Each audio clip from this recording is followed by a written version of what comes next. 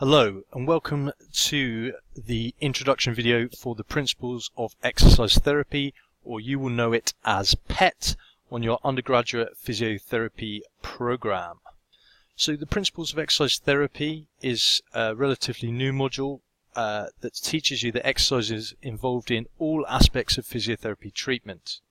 It's designed to help physiotherapy students to become champions for exercise, and that's what we hope you will become.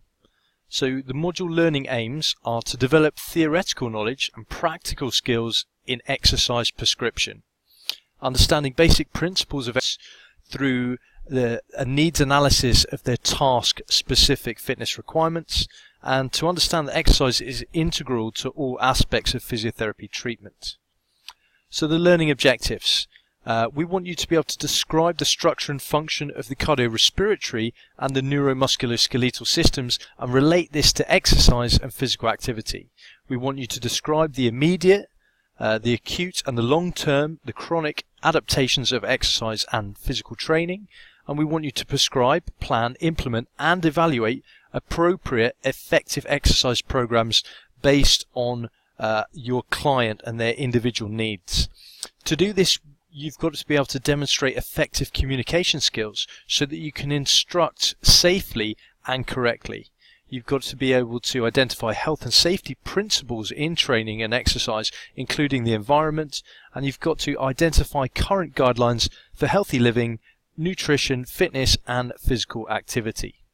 So this is our centering slide. It reminds us of our mission statement in physiotherapy, that our profession is concerned with human anatomy and physiology, human movement and function, maximizing wellness and potential, minimizing disease and injury, and ultimately solving real-world problems.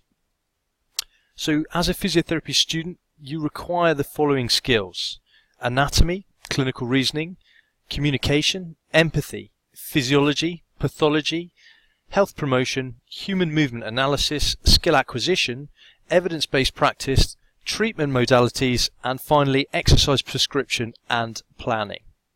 So in the first semester you're going to learn that exercise drives a system of systems. Fitness is made of 10 different components. You're going to discover that the mind has a connection to movement. We're going to cover functional strength and conditioning. We're going to cover balance and proprioception. That good posture comes from good movement, human biomechanics, the mind-muscle connection, range of movement, exercise communication and feedback, and finally exercise prescription. In the second semester, we'll be doing the needs analysis of a patient, exercise outcomes and screening, hypertrophy to heart connection, and then heart to hormones connection, designing group exercise. Then you'll have a practice session for your Viva. We do cardiac rehabilitation, and finally we get to go to the swimming pool and enjoy hydrotherapy, or aquatic therapy as it's now known. So what is a definition of exercise therapy? So Tidy's book, chapter 13, tells us that exercise is using voluntary muscle activity produced by an integration of higher centers such as the cardiovascular, pulmonary and neuromuscular components, and rehabilitation of these systems. So the PET principles are remembered in the acronym ASPORT-BILLY. So we've got the first one, which is A for adaptation. Here's where the body and the mind will change in terms of their efficiency. We've got specificity, so the movement or the exercise must be task specific. Progressions and regressions, making it harder or easier. The principle of overload, including intensity, load, duration, volume and rest. The law of reversibility, if you don't use it, you lose it. Taking time out, which is sleep and rest. And then behavioral change, which is your motivation, your intrinsic motivation, which is based on your belief system.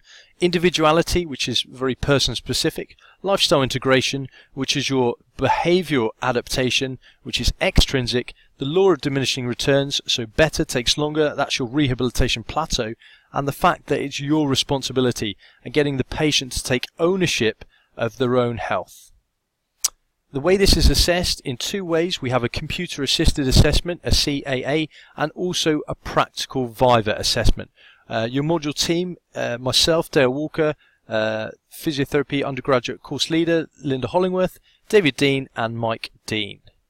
So our expectations. We want you to turn up and sign the register every single session.